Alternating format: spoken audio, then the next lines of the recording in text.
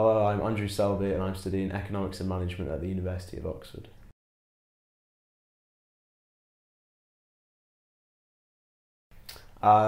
It's been insane in the sense that the workload is absolutely huge compared to A-levels, and there was a lot of work to do at A-levels, but then at the same time I'm having the absolute time of my life.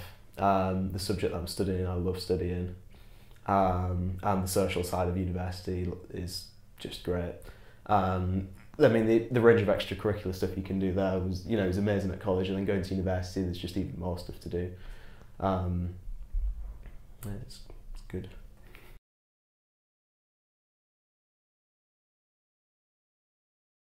Yeah, so I've joined the Oxford Union, which has been amazing because been I've had I've had Roy Hodgson speak, and Ben Goldacre and various other people. So to get the opportunity to do that's been amazing, and there's debates on that you can go and watch, and join in. I also played football for my college there, so that's been good, and then obviously there's the social side of that, going out with the football team as well, which has been good fun. And then I've joined, there's various other societies which are more geared towards careers and such, so they put on talks, and so I'm maybe looking at going into banking, so I've been to a few talks about careers for that and applied for internships and such.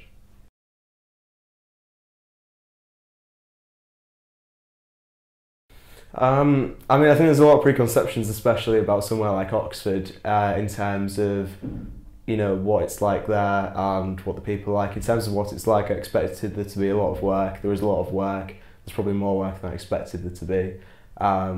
But I'm enjoying the work that I'm doing. In terms of the people that are there, one of the main things I've come back and people ask me is, oh, is everyone there really snobby? Is everyone really posh? It's absolute rubbish. Like, everyone there is in the exact same boat, and you can't tell the difference between, someone, from a private school or someone from a state school like me.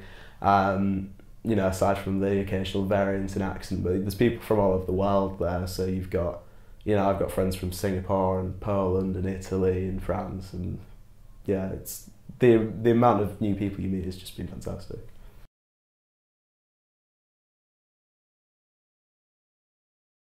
So my typical day is I'll wake up at 9 instead of waking up at 8 and going for breakfast, so I'm doing a very bad thing and missing breakfast, but the extra hour's sleep is quite valuable and there's no one to tell me to wake up anymore. I generally have a lecture from 10 until 12, and then the afternoon, once a week I'll have a tutorial, which would just be me and another student and a professor. So we'd have to read for that and then write an essay, and then we'd say discuss our essay. But quite often, my afternoons are taken, evenings and night times and early morning are taken up with reading for my subject and writing essays and doing maths and such.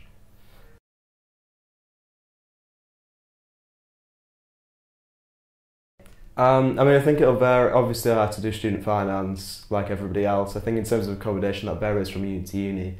Because I had some friends who had to apply for accommodation like months in advance of results day. I was lucky in the sense that it was a case of you turn up and you'll be told which room you're in. So they assign rooms to people, but you find out when you get there. So I didn't have to worry about applying for accommodation or anything. I mean, I think there's a level of preparation in terms of making sure you've filled in various forms and such, and you take everything that you need, because you're inevitably going to forget something. But I think you can prepare as much as you like. It's still, it's a shock, and it's a good experience when you finally get there. Yeah.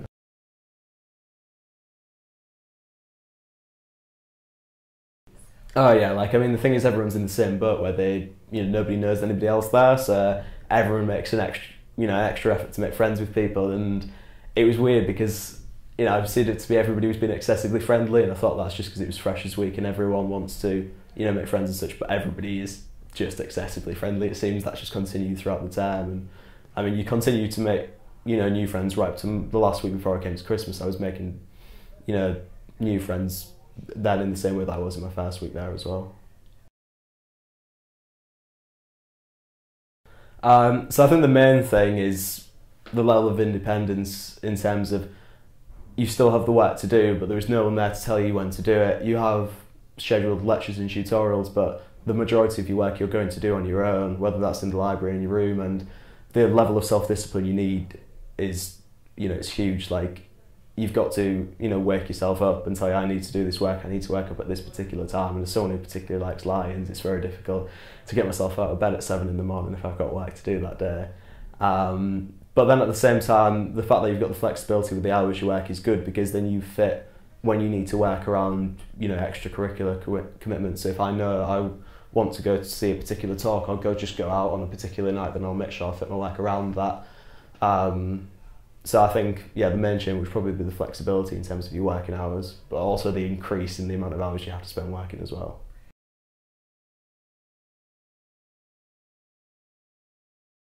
I'd say that is a fantastic aspiration to have. You've got to do a hell of a lot of work for it, but it's just so worthwhile. You have to do a hell of a lot of work while you're there, but to be able to study a subject that you love doing and to be taught by people who are world experts in their field and tutorials where it's just you and one of the student and then the professor is, you know, the experience you get from that is just second to none. There's lots and lots of people at Wilberforce who've got the ability to apply, and you know, I'd encourage everyone to apply. You apply to 5 universities, so why not make at least one of them a very top university?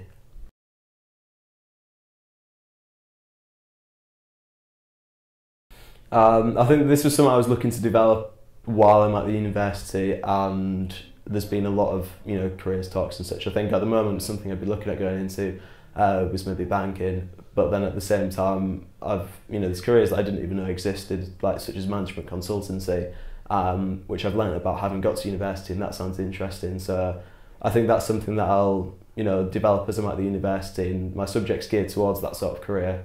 So that's probably what I'd look at doing.